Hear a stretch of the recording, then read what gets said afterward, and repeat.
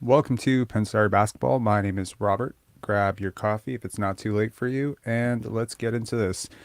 We want to talk about the Raptors offense today as an extension of the video we did yesterday, and perhaps an even a bigger extension on a video we did 2 days ago on really about how to win championships in the NBA.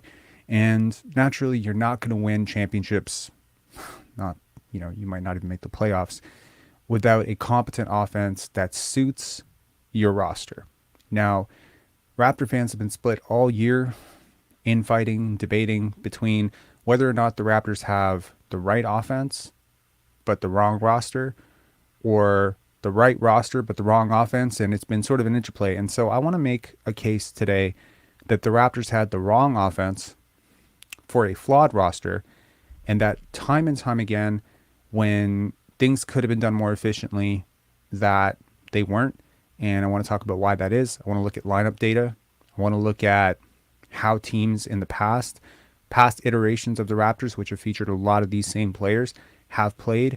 And I just want to show you just what the trade-off is. Because really, when we're talking about offense and defense, basketball in general, it's all a game of trade-offs, right?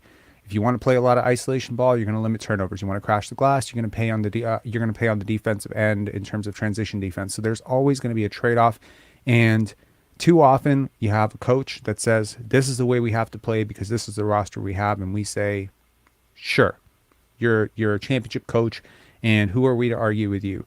And a great coach, and most coaches in the NBA should, they don't, but they should orient their system around the personnel that they have. Too often, I have seen coaches get fired when they refuse to do this, and I believe we just saw that with Nick Nurse. So first, I want to start with a clip of Sean Marion talking about why the why the Phoenix Suns did not win a championship with Steve Nash and D'Antoni's, genius offense, and he wants to talk about how it was too predictable. And let's just cue that up. Like, it's your duty to go out there and see what they're doing or what the team is not doing. Yeah, don't get me wrong. The players can see it too, but at the same time, the players are only going to do what you tell them to do to a certain degree. Especially if you ain't in the position we played and we didn't have no say-so on what was going on, really. All we had to do was go out and do our job, what we were told to do. So, I mean, because everything predicated on Steve doing everything for us. So, like that's the difference. You know what I'm saying? When you got one guy who gets the ball and he gets to dictate what's going on, who gets it, and all that stuff, no wonder everybody said we was predictable. San Antonio was the first thing that come out their mouth. When you go back and look at the stuff, a lot of the coaches and everybody be like, oh, we knew we were going to beat y'all in the playoff series. Y'all predictable. All y'all did was do 4 out, 1 in. Maury's going to screen roll with Steve until he going to probe until he finds something. And all we going to do is space guard y'all. We ain't have no movement on the perimeter. We ain't cut back doing none of that stuff. So, we have no other thing going on besides sitting around waiting for 3-point shots. That's all we did. If we wasn't in pick and roll with Steve, you wasn't getting the ball. He's like, shit, we're gonna let these two guys beat us. Yeah, these two guys ain't gonna beat 5. 2-on-5 is not gonna beat us. It just is what it is. And So hopefully, and I think that just it said it so much better than I could. And he goes into talking about, well, actually, you know what? Let's let Sean Marion continue because he's just so smart. Adjustments. You gotta see it and take advantage of it. And people act like people act like Boo Boo the Fool and don't want to say it. Like, stop it. I ain't got play ball and see that shit. 100. Listen, to confirm, just to double down, or even, not that you need to hear this, but Tim Duncan was on 3 weeks ago and talked about that. And I asked him real pointedly about, was their strategy to let Amari and Steve eat and make sure that no one else ate by staying home with us? And he confirmed that. Yes, he confirmed that. It's not a lie. Listen, I know the game. It ain't. I'm like, dude, we got to do other stuff. Like, I went to him. And this is the part I hate more because I know the game, dude. It's the reason why I'm able to do certain things on the floor. My instincts, you can't coach instincts. I'm sorry. It is what it is. And you know that, Rob. You can put players in their perfect positions as you want, and you can tell them to do this and that. You cannot coach instincts. Either you got it or you don't got it. You know what I'm saying? I'm going to try to put you in the best position as possible, but you can't coach instincts. So naturally, I was always naturally gifted to have instincts to get steals, blocks, and all this. Anticipation was one of my best, best things. And I was able to do a lot of things out there. And that's what propelled me to have such a longevity career. All right. Amari Stoudemire, Sean Marion, MVP Steve Nash. That is the team that played predictable basketball to the point where they could not get past the San Antonio Spurs. Worth noting, all three of those players are better than any player who played for the Raptors this past year. Now, you might debate Marion versus Pascal Siakam. Trust me, Marion was great, like a really great player. I think he was one of the top 2, top 3 small forwards in the NBA. He was an incredible player. So how did the Phoenix Suns, coached by a genius offensive guru, the guy who was innovating 7 seconds or less, how did they become predictable?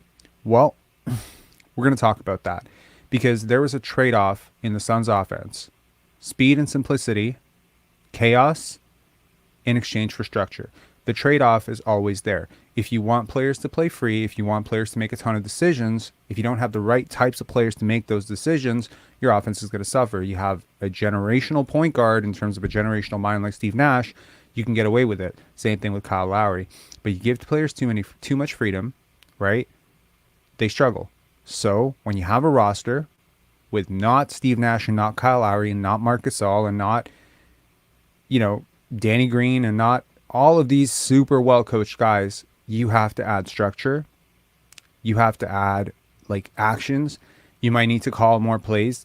It's not common these days for NBA coaches to call as many plays. I mean, we are far removed from 20 years ago where it was very common when I would watch the Knicks of the early 2000s or the late 90s with Jeff Van Gundy, and you would see him barking out, 4 out or whatever. Like he'd be calling out plays to Patrick Ewing and Mark Jackson, but those days are over. We like to trust players and we don't want to be so predictable. But in order to play that way, in order to play this sort of free flow offense that the Raptors had, you do need to have really smart players, which the Raptors do not.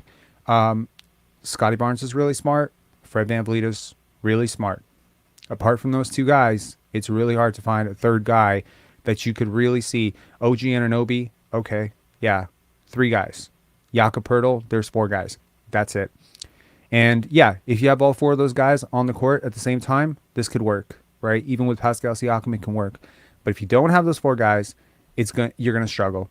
Now, the other part of this, people have often lamented this year that the Raptors starters play too many minutes. You really see this in the lineup data.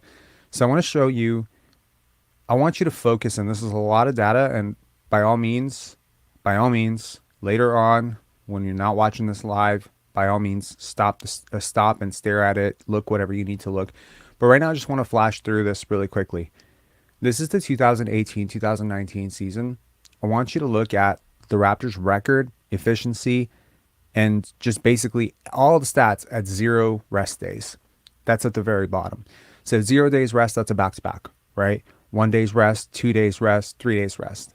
Usually, if your record is absolutely horrible after 0 days rest, it means you're playing your starters too many minutes, you're not preparing properly for it, and that is what happened. That's not what happened for this team. You can see consistently the 18-19 Raptors, there's a lot of positive trend lines here. I'll point to another trend line that we're not going to look at with the other ones. Look at the 3-point shooting as we got closer to the playoffs. Look at everything as we got closer to the playoffs. This is a team that really geared up at the right time, and they were playing their best basketball going into the playoffs. And you might argue that because the Raptors were so bad for most of the season that they were also playing their best lineups. They were playing their best basketball going into the playoffs. And we will fact check that. Here is the season after Kawhi left. Again, look at the 0 days rest. 8-3. With 1 day's rest, okay, fine. They're a little bit better, right? With 2 days rest, they're a 500 team. This is kind of alarming also, but also tells you that this is normal. Players get into rhythm. But when you start seeing a massive drop off after 0 days rest, you're really starting to see that you're playing your starters too many minutes. Now look at this is the per 100 data for this year. Look at the 0 days rest. 4-8. The Raptors were 4-8 on back-to-backs this year. Really a sign you're playing your starters too many minutes. So yeah, you can hear Nick Nurse saying, well, who do you want me to play? You want me to play Malachi Flynn, Precious Achiuwa? You want me to play Chris Boucher? Yes. Yes, you have to stop running your starters into the ground, because if you don't, you're going to suck on back-to-backs. And if you have 12 back-to-backs on the year and you perform disproportionately worse on the back-to-backs, honestly, you go 500 on the back-to-backs, you probably are in the playoffs right now. So it's these small things that sort of start to add up when you really start to look at it. Now I want to look at now Sean Marion talks about predictable offense, right? So there's two videos I want to flash. One I showed yesterday, and I'm just going to briefly, touch over some stuff because I don't think a lot of people watched the video from yesterday, in which I talked about some of the Warriors sets. So these are some of the Warriors sets that they run, and honestly, this is available online if you want to if you want to check out the Warriors playbook and you want to check out some sets that the Warriors run. There's like a 190-page PDF that just shows you everything the Warriors run. And this is a little video that I showed yesterday that I put together in terms of how I would have liked the Raptors offense to look. Take a look. So again, like movement left and right. I want balance across the floor. I want guys in positions. There's a lot of principles I went over in yesterday's video about my 13 principles for a good offense. And really, it's good decisions, it's quick read and react, it's proper spacing, it's unselfishness, it's take shots open when you're open, like take the shot when you're doubled, pass the ball, like some very basic stuff that the Raptors did not do, but also that everyone's got to do things on the offense apart from just standing around. Too often there was too much standing around, too much stagnation on one side. And if you watch the Philadelphia 76ers play against, the Boston Celtics yesterday, well, you saw a lot of that too, right? You see PJ Tucker kind of static in the corner, but that's who he is. PJ Tucker is an old man who stands in the corner. You notice when Jimmy Butler had that ankle injury against the New York Knicks, he was standing in the corner. He was just camping out. He was trying to be a spacer because he literally couldn't launch. He couldn't plant and launch off. So that's all he knew how to do. And they probably discussed that in the timeout. If you're going to stay on the court, like you can't drive right now because your ankle is compromised, you're going to have to stand in the corner. But OG Anunoby, Pascal Siakam, Fred VanVleet, when they were standing in the corner or standing at the top for 8-9 seconds on a possession, they did not have a bum ankle. They were just that's the rest. That's the rest that is supposed to compensate. That's supposed to be compensating for the fact that you're moving so much on defense. And I want to, just say, I don't think that the Raptors defense was necessarily that complicated this year, nor do I think that everyone had an equal role. I don't think Jakob Poeltl moved nearly as much on the defensive end as someone like Scotty Barnes or OG Anunoby. And it's those guys who were asked to move both on defense and offense so much. But those were the guys who ultimately were not supposed to be the end scorers, right? Your main scorers were given a bit of a gift on offense and defense. So Fred VanVleet rarely had a hard matchup, right? They would sometimes hide him on an easier matchup. Of course, leave it to Nick Nurse to put him on Zach LaVine with the season on the line. But in most cases, the hardest matchup was being drawn by OG Anunoby or Scotty Barnes when OG Anunoby was not in the lineup. And if those guys were off the court, sometimes it was Precious Achiuwa. You often saw Pascal Siakam and Fred VanVleet being hidden. And they were obviously hidden for a reason, because you don't want them to pick up fouls. These are your top guys on offense, apparently. And so you want them to have sort of fresher legs. And so on the offensive end, they didn't do a lot of anything for anybody else either, right? And that becomes a really big problem, because now we are judging Scotty Barnes or OG Anunoby or Precious Achiuwa for not being very efficient. But they're the ones doing all the work on defense. They're the ones doing a lot of work on offense to free up these guys to score. And then when they have the ball, not a lot is happening for them. I want to show you an example of what I think is good offense, okay? I want to show you some stuff that has actually won championships. Take a look at how the Warriors run multiple actions on both sides of the court, and you're going to see how difficult this becomes to guard. Now, obviously, none of this is going to work without a Steph Curry, without a Klay Thompson. Obviously, the Warriors ran a lot of the same actions for Jordan Poole in the year that Klay and Steph missed all the time, and they were a lottery team. So yes, at some point, you're going to need the personnel. But I think that the Raptors were much more talented than the record suggests this year. I just think that they played absolutely terribly relative to the talent that they had on this team, and I'm obviously hoping that a new coach will fix this. But take a look at this. So I've slowed this down extremely. So here, Steph is going to come up. And I've zoomed it in a little bit. And look, like the Raptors have a lot of advantages. They have a lot of the advantages the Warriors have, and I know that some people might find that extremely hard to believe. And that was a ghost screen for Draymond there, and some people are going to find it really hard to believe because like, well, come on, there's no Steph Curry here, and look at how many decisions they're forcing the Lakers to make until Andrew Wiggins gets free underneath the basket for this dunk, right? Or is that James Wiseman? No, I think that was Andrew Wiggins. Now Kevon Looney comes up, right? Dante DiVincenzo, he's setting a screen. Yeah, he's a guard. He's going to set a screen to help free up. Now I'm going to watch D'Angelo Russell here because he's going to make a really big mistake. He got clipped on that screen, right? Is that D'Angelo Russell or is that Patrick Beverley? Sorry, Patrick Beverley. So Patrick Beverley gets clipped on that screen. Number 21. He turns his head to complain to the referee for 2 seconds. And that's all you need. And then boom. Look at that. Double screen. And that was going to free up Steph Curry. Now here Dante DiVincenzo passes off. Pass, screen away. Basic offense, man. I swear they teach you this in high school. So he's going to screen. And why are they screening? Obviously, it's to give Steph Curry a pocket, like a pocket of daylight. And honestly, if you give a pocket of daylight to most decent shooters, they're going to be able to make shots. Like, they're not going to be able to make them on high volume. They're not going to be able to make it against double and triple teams the way Steph Curry can. But most good shooters, I mean, the same play that you just ran for Steph Curry right there, you could run it for Fred VanVleet and he would get cleaner shots. Instead, Fred VanVleet's too busy dribbling the basketball, and you just have this very predictable offense, and it kind of clamps up the driving lanes as well. Like right now, look at the spacing for the Warriors. I mean, Andrew Wiggins can easily take Russell Westbrook off the dribble, and the paint would be pretty clear, and LeBron James wouldn't be able to recover, and if he was able to recover, there's a corner shooter on the left side. Now, look at the movement here. And confused. Boom.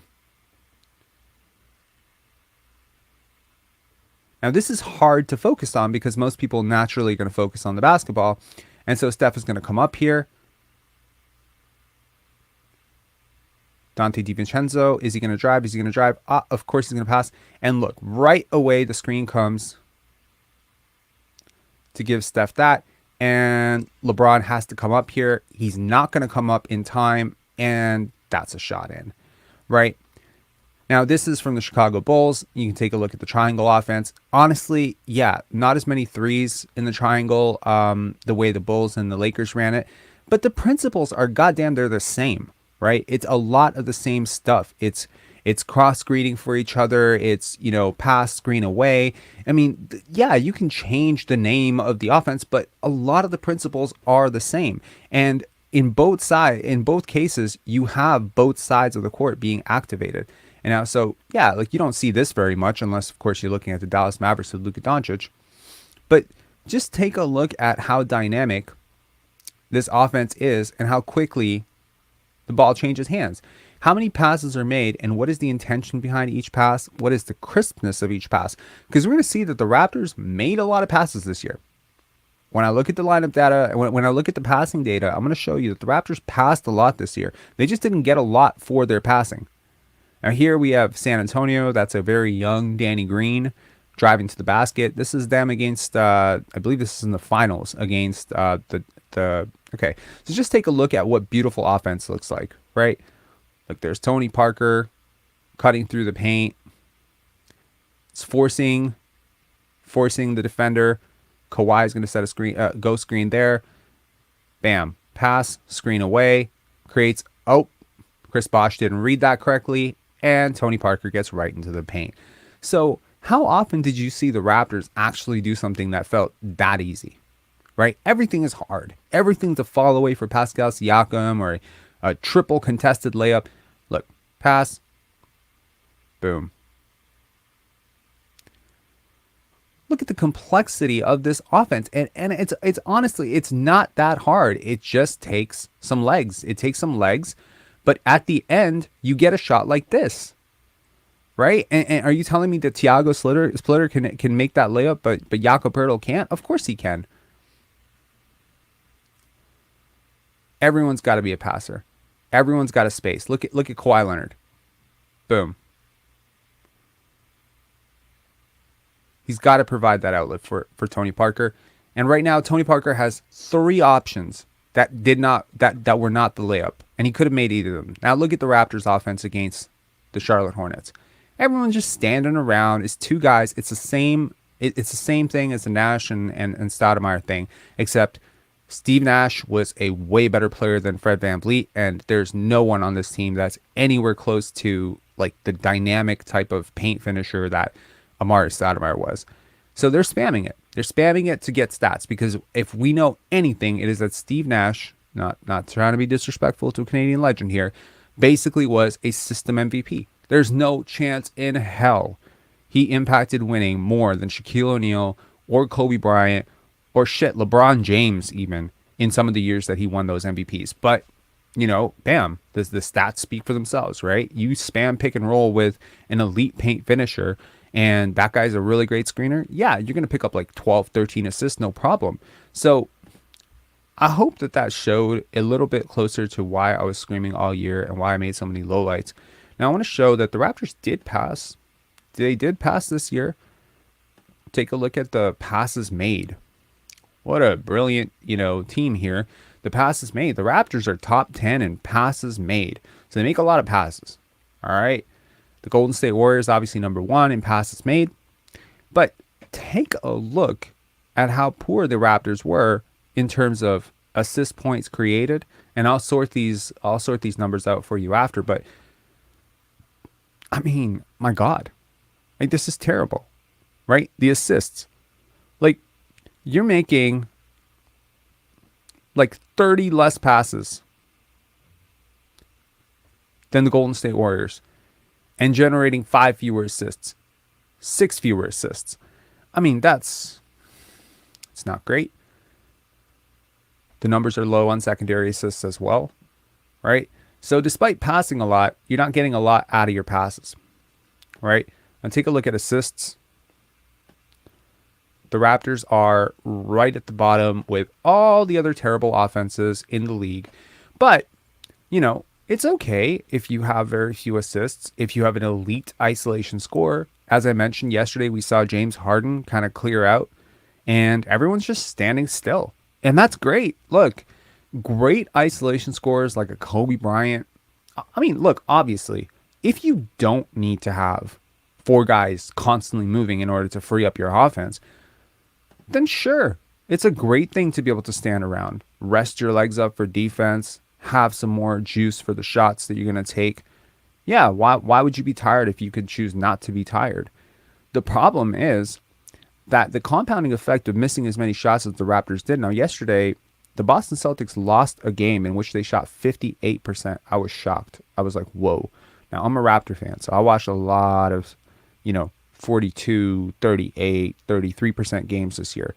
So I was like 58%. Teams shoot 58% and whoa, I didn't even know, first of all, teams could shoot 58%, and now teams shooting 58% and losing. Can you believe that there was actually a team, I think it was Cleveland, against this exact Sixers team that shot 65%? 65 or 66% earlier this year and lost. That's crazy. So that's not common, obviously. It's crazy. Like, your defense has to be pretty bad for you to lose a game in which you shot 66% or 58%. But nevertheless, assists are not everything. And if you have an elite isolation scorer, I have no problem with you being lower on the assists. If you have a guy who can generate so many shots for himself and he's shooting at an above average clip, if you want to run to 20 ISOs for Devin Booker or, Kevin Durant, the problem is when you start thinking you have a Kevin Durant and you don't. Like, when you start treating Ron Mercer like he's Kevin Durant, your offense is going to be bad. When you start treating, 2016 Kobe or 2017 Kobe like he's 2008 Kobe, your offense is going to be bad. And that's why the Lakers were so bad in Kobe's last, 3-4 years, not only because of his injury, They just refused to adjust. Maybe he refused to adjust. Maybe it was a personal thing. Hey, I've gotten the championships. Now I want to get the records. Okay, fine. Rest in peace, Mamba. But that offense was terrible to watch. And Kobe was hella inefficient. And you can't play like that. When his efficiency dips, when his paint percentages dip, you can't play like that anymore. And if winning mattered, you wouldn't want to play like that because you lose all the time. And I think that, we saw Pascal Siakam sort of wake up somewhere in the middle and realize that him playing that way wasn't resulting in winning. And he even talked about it. He talked about it at one point, and I think people have talked about it on his behalf or sort of at least speculated on it, that, hey, like I think David Thorpe talked about this, where he said, he's a really selfless guy. And if he saw that, me playing this way is not resulting in winning, maybe he would adjust. Not Fred VanVleet, though, right? So you keep playing this way. Look at the points created from assists. All right, now this is sorted backwards. Houston Rockets, New York Knicks, Detroit Pistons, Orlando Magic, Raptors, Dallas Mavericks, Chicago Bulls. You notice the sort of trend? Because I do.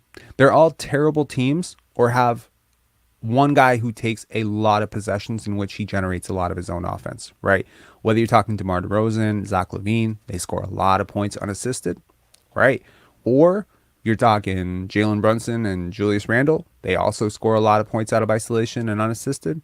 Or whether you're talking about dog shit teams or you're talking about a Luka Doncic, right?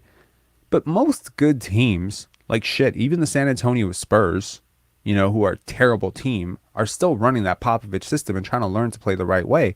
But you will notice that teams at the bottom here are much better than teams at the top, and for good reason. Because generally speaking, it makes your offense a lot less predictable. And even if a team with like 3 really gifted isolation scorers decided to play a more movement-friendly offense, like shit, the Warriors still played a lot of motion, even when they had Kevin Durant. Some of the best years of Kevin Durant's career, the only championships in Kevin Durant's career, he's tried to do it his way. He's tried to do it his way, and he is one of the greatest players of all time. But he has not won. And he was critical. He said motion doesn't work in the playoffs. I beg to disagree. When you have that much talent, and you can sometimes, fake motion, and you can go into isolation scoring, then yeah, hell yes, it works.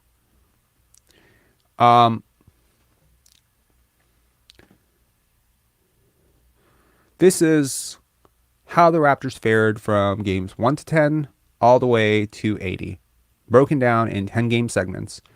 Do you notice a trend? So really their worst portion was games 21 to 30. It's also when the schedule was a little bit stronger, but kind of dispels the notion that, it's all because Siakam missed time, because Siakam missed time in that first segment. 21 to 30, I believe he was back from 21 to 30. But the Raptors suffered. They had a stronger schedule and they suffered, right? And towards the end of the season, they were pretty much teetering around 500. Apart from games 51 to 60, it's 500, 500, 500 pretty much across the board, right? So this was not a team that really turned it around. I mean, to take a look at, the assists. I mean, they got a little bit better. I mean, when was it the worst? The assists. Look at the assist dip from games 11 to games 40. That was the worst stretch of basketball. And look at the record. Just look at the record. And that was, and look at the net rating on the far right side. Negative, negative, negative across the board. So this team had a way that they could have played. And it's not just because Siakam missed some time or Siakam was covering. It's not. It's a style of play. It was a style of play. Okay? Fred VanVleet, in my opinion, honestly, I'm trying to be better with him, but he hijacked this season. Around game 12 to 13, he was, I want to say around game 9 to 10. He was around 16% usage, and I was singing his praises like, wow, I'm so glad that Fred VanVleet is just, he's sacrificing for the team. And look at the point differential. Right? Like everything was going so well for the Raptors. 25.2 assists, You know, I mean, it's not great. Obviously, they peaked higher later on, but I mean, it was something at least. You know, they were playing reasonably well, 6-4 for the first 10. It was some sort of hope that maybe this guy could be off the ball. And then, of course, Siakam goes out. See, you know, Scotty struggles, OG struggles, Fred takes over. It happens every year. Someone's got to stop him, man. And in my opinion, yeah, if he's going to run, you know, 50, 60 possessions for you on a nightly basis, you're going to struggle. You're going to struggle because he's extremely limited. And he was going through a excessive cold streak at that time. Didn't stop him from gunning, though. He lost to some really bad teams. He lost to the Thunder. Y'all remember that? I think he lost to the Indiana Pacers as well. So it was really all year. Now take a look at who you faced, because that's important too, right? I mean, sometimes you beat up on really bad teams. 2-0 against the San Antonio Spurs. That sticks out. 4-0 against the Charlotte Hornets. That sticks out, right? 2-0 against the Portland Trail Blazers. That also sticks out. 4-0 against the Detroit Pistons. That also sticks out. In terms of what I would consider glaring, 0-4 against the Boston Celtics. Yeah, I think that should stick out too, right? You go 4-0 against the Charlotte Hornets, but you go 0-4 against the Boston Celtics. If there is a more telling point of the season, you go 3-1 against the Miami Heat. They were a fairly decent team, but sometimes it's just it just matters when you play a team. I can count on my one hand how many wins this team got against a healthy team that actually impressed me all year. All year. I'm not talking Detroit. I'm not talking like a completely, stripped down version without Giannis, Milwaukee Bucks. I'm talking like a team that was healthy, that was playing well. I'm talking like a good team. 2-0 against the Houston Rockets. Congratulations, right? You really, really beasted on really bad teams. You beat the people that you were supposed to beat for the most part. You got like 80 to 90. You got like 96% of the games you were supposed to get. And you got like 20% of the games that you weren't supposed to get. And that's just really what it is, right? You want that. You want, of course, good teams beat bad teams. Of course. It should be the case. If you don't, it means you certainly have maturity issues. But you should be able to get at least 40 to 50% of those 50-50 type of games, or at least teams against, because I mean, shit, like how many times did we play the Boston Celtics when they weren't healthy? Right? You weren't getting, and then the other problem that's somewhat underrated and not talked about enough is at this point, the Raptors are not getting most teams' best punch. Very seldom has a team gotten up to face the Raptors this year.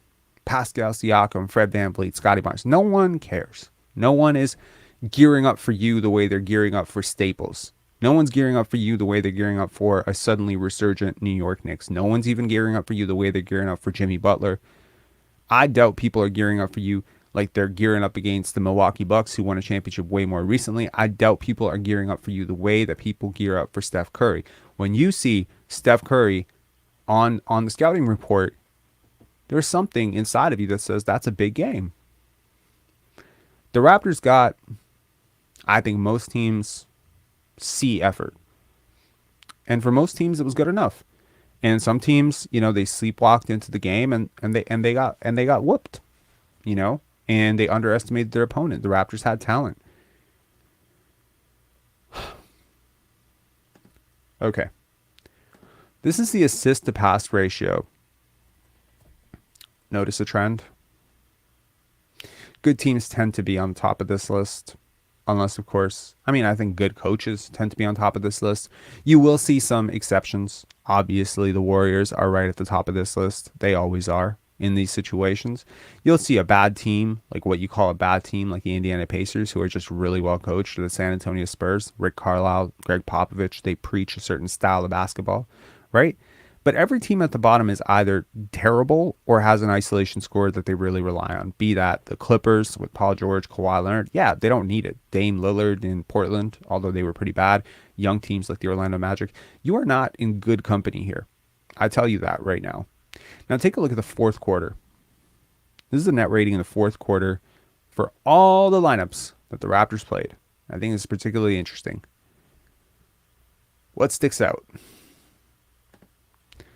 This is every lineup that the Raptors played the most minutes in the fourth quarter, starting with 117 minutes for the Raptors' main starting lineup, their initial starting lineup of Pascal Siakam, Fred VanVleet, OG Anunoby, Gary Trent Jr., and Scotty Barnes.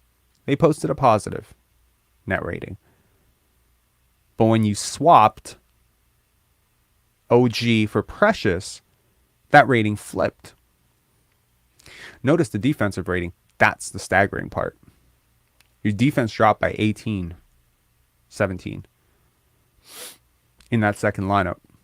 And unfortunately for you, that second lineup was, you played a lot of those minutes with OG when OG was out. So that was a struggle.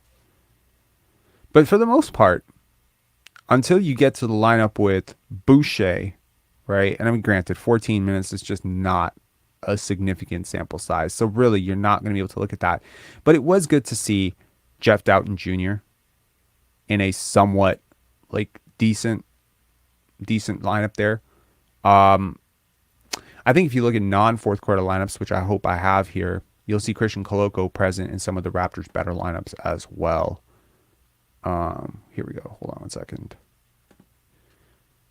Here's the lineup data. I highlighted the Christian Koloko part. In 65 minutes, the lineup of Christian Koloko, Pascal Siakam, Gary Trent Jr., Scotty Barnes, and OG Anunoby. Beast, right? Look at that defensive rating of 101. That's crazy. Now, they shut down everything. Notice who's missing from that lineup. Fred VanVleet. Because you're huge, right? How do you score on this team? Now, so much for Gary Trent Jr. as a defensive liability, and he's terrible. Yeah, he happens to be present in one of your best defensive lineups because he's the only liability out there. There's a, yesterday I opined openly of whether you could win basketball with three offensive liabilities in terms of three-point shooting. Well, today I'm going to wonder very openly whether you can win basketball with two defensive liabilities, and I don't think you can, right? Now, I said there was a way around, three non-shooters, but I don't think there's really a way around two defensive liabilities. And Fred VanVleet, for his part, was an excellent, off-ball defender, help defender, digs and stuff. He does a lot of good stuff. But as a point of attack defender, he was leaky as hell. All right, leaky as hell. Now take a look at that top lineup, which is Pascal Siakam, Fred VanVleet, OG Anunoby, Gary Trent Jr., Scotty Barnes. Net rating 0.4. Not a very good scoring lineup, is it? 113.7 offensive rating, 113.3 defensive rating. They don't turn the ball over a lot, which is decent. But they also don't get a lot of offensive rebounds, which is not decent. Their offensive rebounding percentage of that main lineup, 25.5%. One of the lowest, if not the lowest, of any lineup here. Why? Well, because your main offensive rebounders are not in that lineup. And then you flip it so much. You go up to 9.5 when you swap Gary for Jakob in that same lineup. Right? And really what's changed? A flip from 25.5% offensive rebound percentage to 32.4. Yeah. Your true shooting percentage goes up by 3, right? Your effective percentage goes up by 3. You turn the ball over just a little bit more, probably because there's a lot more passing, right? I think it's worth noting. Your defense got 4 points better. Your offense got 6 points better. That's the net rating. So going forward, really, you could make a very solid case based on that, hey, Rob, like Gary Trent Jr., we don't need him, right? We don't need that guy. We don't need that guy because, look, like, shit, Jakob Poeltl's so much better. Yeah, in terms of starting. But none of these lineups that I showed you are optimal. None of them. They all feature something that's very wrong. And I assure you, if you give teams an entire year to figure out Jakob, and Fred pick and roll, they'll figure it out and they'll stop it, right? Jakob Poeltl does something for Gary Trent Jr. He takes a bad defender off the court and puts a good defender on. That's really your net rating in a nutshell right there, isn't it? Because you saw the same thing with Christian Koloko. You saw the same thing with Christian Koloko. He's just, it's like his defense was even more beastly and his offense was worse. But in a lot of ways, really, that's what it is. Stop playing two bad defenders at once and you'll be good. So why did the Raptors insist on playing two bad defenders at almost all times? And honestly, you could make a strong argument for Scotty at times when he was lumbering around, when he was limping around, when he was injured, that he was not a great defender either. Although I think Scotty, because of his size, and Pascal, because of their size, they can never be quite as bad as the guards, right? They can never be as bad because they still do other stuff. They still rebound. They still box out. They still have length. They can still contest a little bit better. So Pascal Siakam at his worst will never be as bad a defender as Fred VanVleet at his worst. And just in terms of switchability and everything. But I think that hopefully this shows you that playing bigger is better. As a general rule of thumb in basketball, if you just think about it from a physics perspective, playing bigger is better. Being bigger is better. Being bigger than your opponent is better. And, too often with Nick Nurse's compensation for Fred VanVleet, just insistence on playing Fred VanVleet has always made the Raptors smaller. And I think back to the lineup. I think back to the bubble. I think back to the bubble, everything Siakam went through, whatever. And I think one switch that I would have made in the bubble, if I was the coach, would be to put Norman Powell in the starting lineup over Fred VanVleet. And you would have instantly gotten way better and bigger across the board. But he never did it. He would not do it. He could not bench Fred. Not after what he did in the finals, chasing around Steph Curry. You had to pay him back, right? And I just thought to myself, look at what you're watching Norman Powell do now. When Kawhi Leonard went out, he was putting up 40, 43 points, 44 points. Granted, they weren't winning, but they're in the playoffs against a really good team. But that's what this guy can do. That's what a really strong isolation scorer who finishes really well in the paint, can shoot from three, can do. He's athletic. He's got a near 6'10" wingspan. And he's not a good defender. Oh, he is not a good defender. But he can do stuff. He can do stuff offensively and defensively that Fred VanVleet just can't. And so playing small, just as a general rule of thumb, is worse. Now, I want to tie all of this in together to hopefully come to a conclusion in terms of why the Raptors couldn't shoot. 3 reasons. Number 1, they did not take or generate good enough shots to make those shots. Number 2, too many minutes and too few minutes.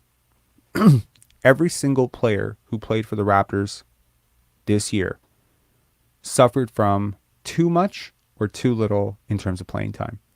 Malachi Flynn, Joe Wieskamp, Jeff Doughton, too little. Pascal Siakam, Fred VanVleet, Scotty Barnes, too much.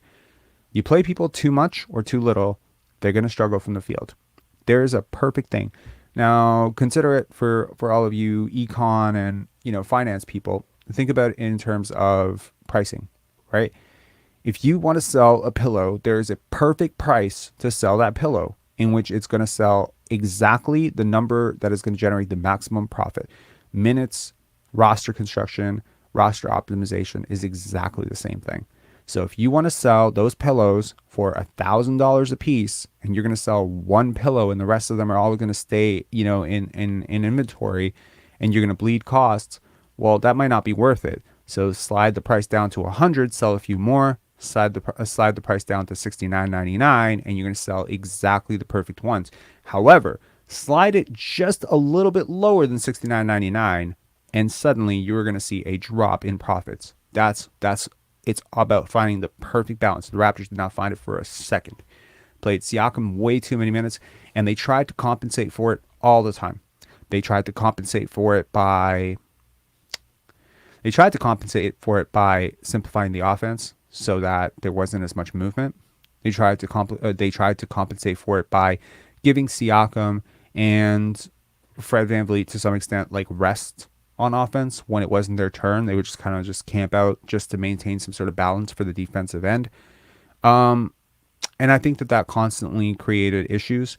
I think the fact that the paint was always clogged allowed defenders to hug closer because they knew that someone was behind them. And so shots were more contested than they should have been. If you think about it, dribble, pass, shoot, right? There has to be a threat of all three. So once you dribble the clock out too much and you don't get into your offense early, suddenly one of those threats is gone, which is passing. And if you dribble it out too much, then the dribbling threat is gone too.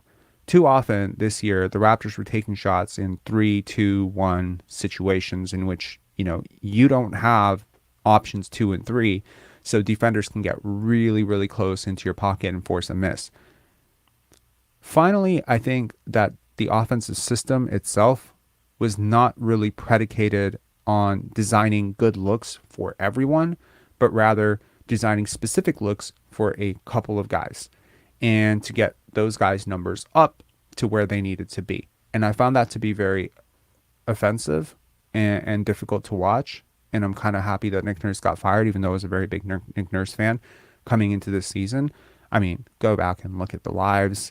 Even in December and January, I was singing his praises, saying, be patient, be patient, be patient. But after watching it and watching him do this for so long, I just couldn't take it anymore. And I just had to I had to call it for what it was, which is that there's no person with eyes and the brain that he has that can see what is happening and not stop it unless he's corrupt. And so I guess it was sort of benefiting the few at the expense of the many, right? Now, if every single player on the Raptors shoots 2% better from three, you're a good three-point shooting team. If the guys who shot well take more shots and the guys who shot poorly take fewer shots, you're a better three-point shooting team. If you have Jakob Poeltl from the beginning of the year, you're probably a better three-point shooting team because of the screening. If you play Chris Boucher a few less minutes, and if you play Thaddeus Young a few less minutes, even though Thaddeus Young does do a lot of the same stuff that Jakob Poeltl does in terms of screen assists and all that stuff. If Otto Porter is healthy, you're a better three-point shooting team. Play Joe Wieskamp, you're a better three-point shooting team. Play Malachi Flynn, more minutes, you're a better three-point shooting team.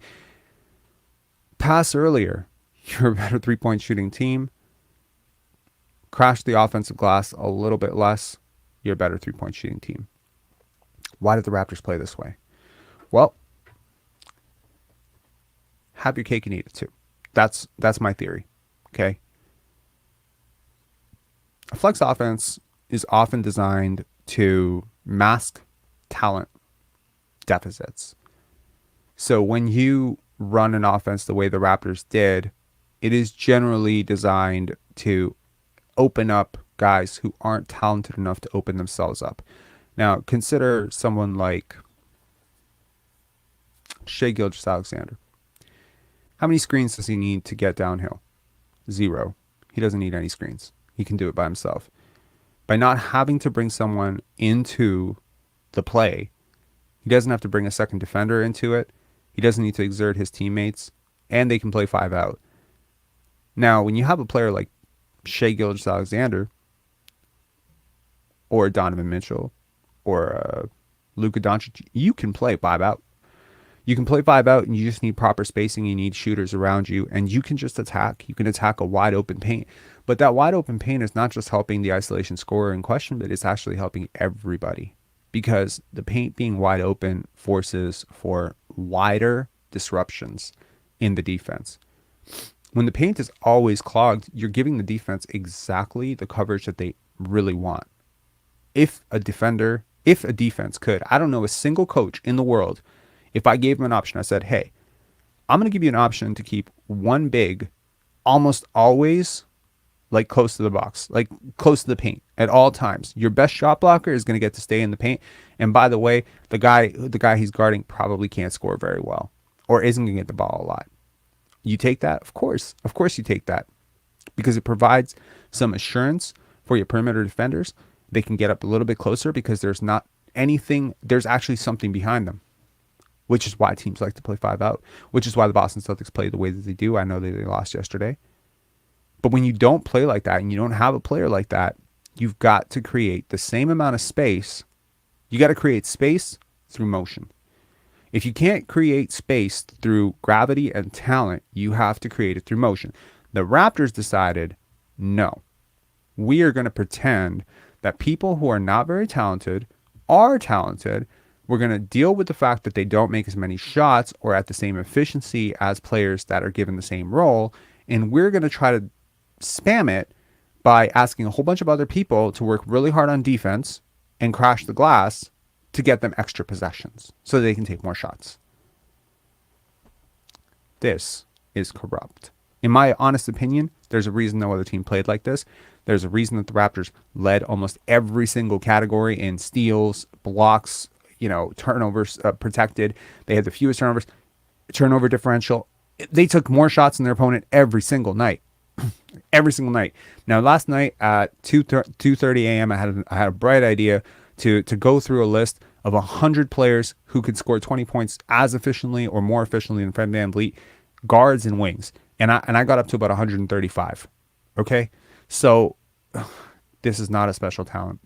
GMs are not buying it. There's a reason why you couldn't really get Terrence Mann at the trade deadline plus a first-round pick for him, because teams are not stupid. Fred VanVleet and Pascal Siakam have a ton of value, but not as isolation scorers, not as superstars, not as whatever the hell Nick Nurse promised them in this offense. You tried your damnedest to put a square peg into a round hole. You tried to put guys who did not have the skill set and force them into a skill set that was above their pay grade, above their head, and you lost. And then to add insult to injury, all those guys who were crashing the offensive glass, all those guys who were scram switching on defense, covering for Siakam's lazy paint defense, Fred VanVleet's slow-footed perimeter defense, you decided that, hey, instead of thanking them for their thankless role in this offense, because time and time again, they were getting scraps on offense, scraps on defense. They had the tougher assignments. They were covering for guys. They were setting screens. There's no screen assists on an NBA box score. Instead of thanking those guys, we are going to insult them by saying they're not talented enough, and that's why we're losing. It was so hard to be a Raptor fan this year. It was so hard. I don't want to break down emotionally, but this season was hard, man. It was so hard. It was so hard to watch this team play this way. So hard to watch a coach allow this to happen. It was so hard to watch players that I genuinely care about, like Pascal Siakam. Wow. I care about Pascal Siakam a little bit, but OG, Scotty, guys like this, Koloko, just get blasted. Oh, they're not doing enough. They're not this, they're not that. There was a system. I guarantee it.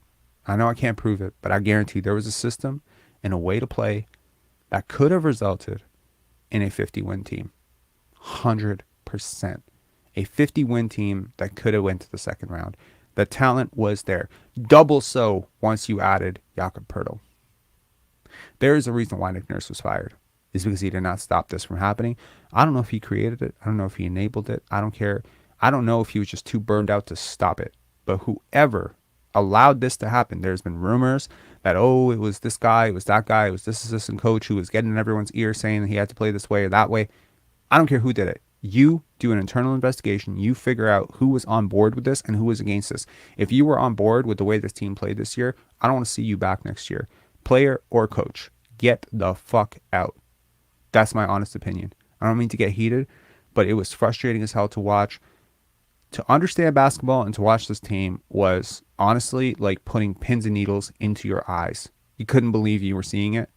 A professional team doing this? What are they doing? It felt like we just all as a collective fan base just took an L. Very happy to hear Nick Nurse is gone. And he did this for a while. This wasn't just this year. It was last year as well. We saw the seeds of it last year. Started doing this with Fred. That Orlando game, 54 points. I remember that game. I mean, he's done this a lot. You do not, in 2022, 2021, 2018, you do not design an offense around inefficient 6-foot scorers. You just don't. Not with the expectation to win. Maybe if it's your son. Maybe if it's, whatever. So I know that Fred VanVleet went on JJ Redick podcast and said that, he feels like he struggles with off-ball rule. Well, good luck. Because if you want to be on ball, you need to go play in another league. Because you are not creative enough to break down a defense without two screeners sometimes, and you still can't get open. There are limits. There are limits. You have to attack these gaps real quick. There's a reason why Tony Parker's top 10 in playoff scoring and Fred VanVleet shoots worse in the playoffs than he does in the regular season. There's a reason for that, because you're just not, the things you do are not hard to stop. The things Pascal Siakam does they're not hard to stop. And what Sean Marion was saying earlier was really, if what you consistently do is predictable and easy to stop, it will definitely get snuffed out by a good team and a good coach that are prepared, that have watched your sets, studied your film, and seen you do the same thing 100 times. Because really talented players, like really talented isolation scorers, and there's a reason why, Michael Jordan's won as many championships as he has, and Kobe Bryant, because those players, they cannot really be stopped one-on-one. You always have to send a double or you're going to get burned. And once you send the double, they're good enough passers to make the play. Basketball is a very simple game. Scotty talked about it earlier, this year. He said basketball is really simple. It is. It's super simple. And it makes me so angry that we made it so complicated. All right, we're at 55 minutes. We got 60 comments. Let me take a moment to respond. Did I not list Malik Monk? Yeah, he could 100% score. He could score 20. He could probably score 30 more efficiently than. No, that's not what I said.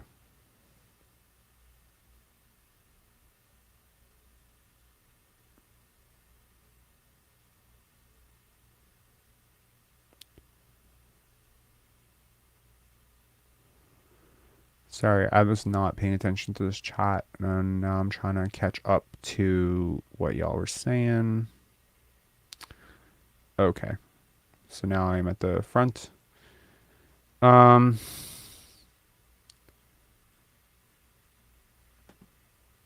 I would not do that. Marion was so underrated. I completely agree. Absolutely. Andre Kirilenko, honestly, if advanced stats were a thing, I would get fired real quick. I always say that whenever people say you should be a coach, you should be a coach, I'll be like, I would get fired. I don't have a political bone in my body. Yes, that was the most selfish era of the season.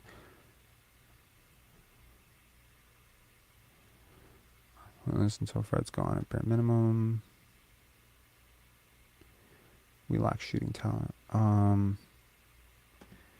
I agree. He's absolutely a shooting guard. There's a reason he literally addresses this almost every single year with the media. Like, am I a point guard? Am I not a point guard? Like, he's talked about it like 3 years running, almost every single year. Last year, media scrum. They got all these 6'9" guys. Hold on, what's the exact quote? They got all these 6'9" guys. They don't need me at point guard anymore. And then this year, after he puts up 20 assists, someone asked him in the media, I think it was, I don't remember who it was. I think it was a guy from The Athletic who said, "Oh, so I guess you are a point guard?" Man, getting a lot of assists does not make you a point guard.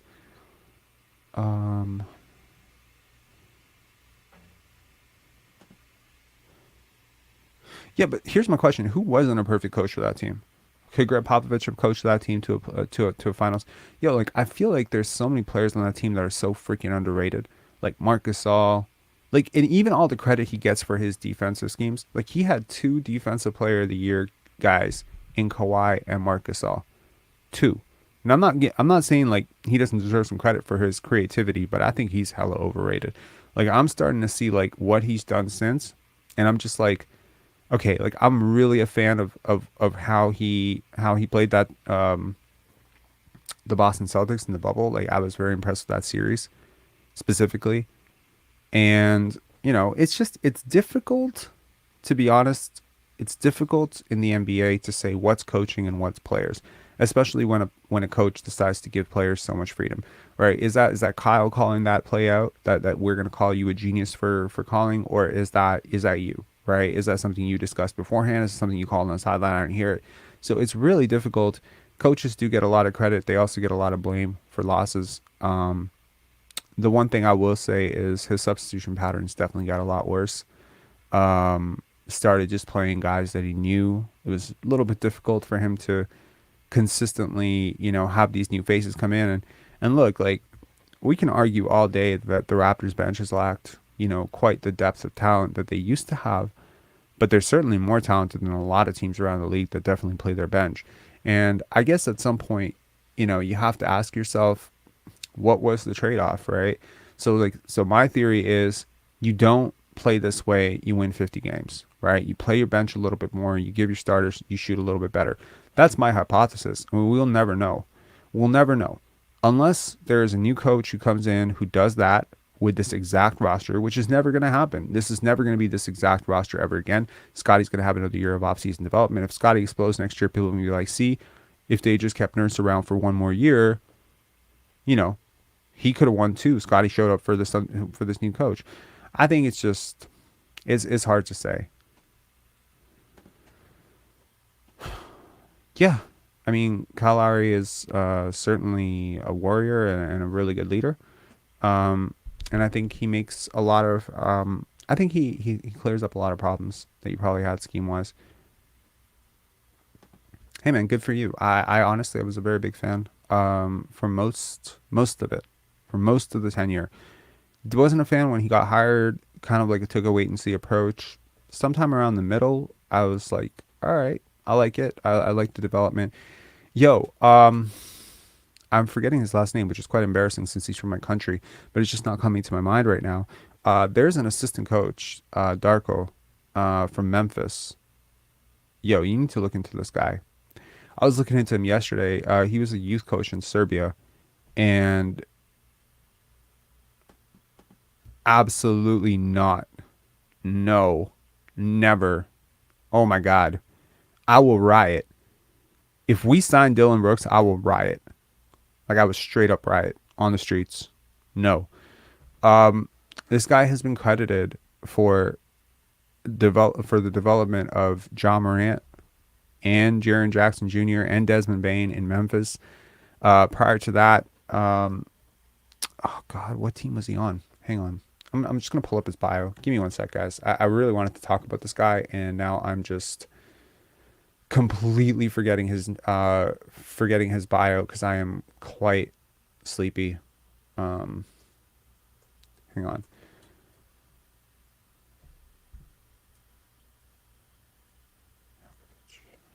Okay. So it's okay. I got it. Okay. Pull it up on Wiki. So Darko coached with the Oklahoma City Thunder 2014 to 2019. And then with the Phoenix Suns 2019-2020, and then the Memphis Grizzlies as their lead assistant from 2020 to 2023. He is widely considered one of the top assistant coaches, and apparently in the running for the Raptors job. Apparently the Raptors wanted to talk to him, and I only know about this because I saw a quote from I saw a Facebook post yesterday, and someone was just like, "Who's this guy? He sucks. He whatever," and I was just like, no way. Like I've heard of this guy like 15 years ago. I have not followed his career super closely. As you can probably tell, I'm not some super patriot where like, oh, some guy's from my country and I'm just like, yeah, I got to support that guy. I've never felt like that. Like, if I like you, I like you. I don't like you, I don't like you. But yeah, I like looked into his bio. He's been widely credited with a lot of the development across the board, and a lot of players have developed under him. Does that mean, that he'd be a great head coach? I have no idea. But yeah, I mean, outside shot, definitely. Let me just post let me show you his here.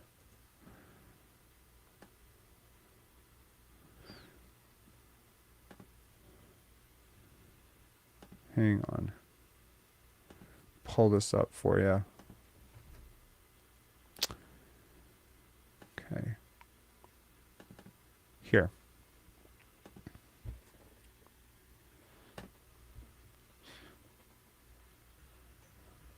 Yeah, so definitely go listen to him. Like he's got some videos on YouTube where he talks about offense, and there's an entire like 1.5 hour clinic if you're interested, in which he's talking in Serbian, but there's English subtitles at the bottom if you're curious to hear what he has to say.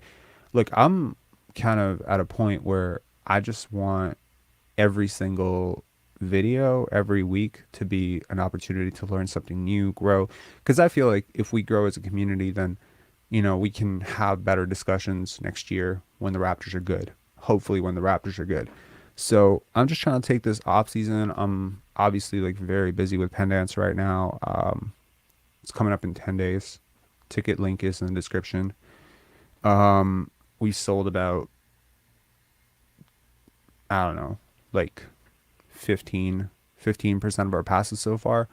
We need to step that up big time, but I wanted to keep these lives going. It is the off season. It's a pretty confusing time to be a Raptor fan. So, and honestly, I enjoy them, but I thought like, this is such a cool off season opportunity. It's a good chance to get to know about a lot of other players. One of my biggest complaints with Raptor fans is like, y'all don't watch other teams play, or you don't know about other teams' players.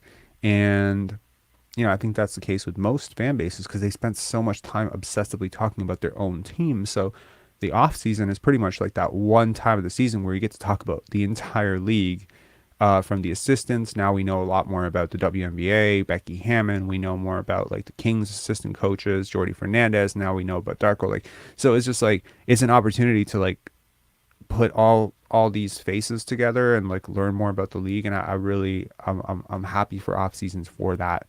And to be honest, I don't think like we did anything with Pensar basketball up until like July last year. I think that's when the subscriber growth started to happen. And so we kind of missed the whole part where like, who should we sign? Who should we, like, we didn't miss the part where who should we draft, but like there was not a lot of like, who should we draft videos and stuff. So I just think that it was sort of a lost opportunity. And this year after Penn Dance is over, Penn Dance is May 12th to 14th. I'm firmly on Pensar basketball, man. I'm going to be like push this so hard. I want to get us up to 10,000 subscribers by the time the season starts. Like that's a real goal of mine. I've got like so much content that I want to put out, so definitely hit the sub up. I'm going to end this 1 hour and 6 minutes. Again, I went over the hour. Shit. I hope this was an informative chat. I'm going to end this on the Penn Dance promo. If you have already watched it, definitely feel free to duck out. But to those of you who have not, I am the founder of a film festival that's coming fast and furious in 10 days. Carlton Cinema. If you're down, definitely, hit me up. You know what? Send me an email if you really, really want to take it to a particular thing. If you check the link and you really want to, you want to see a film, you want to check out a film with your significant other, your brother, or sister, whoever, and you want to, and you don't have, $12-15 to pay for a ticket, just shoot me an email. I'll get you a ticket. All right. And if you want to pass, there's a promo code right there for Pensar basketball people. All right. This is the promo for the Penn Dance Film Festival, and I'm out. Peace.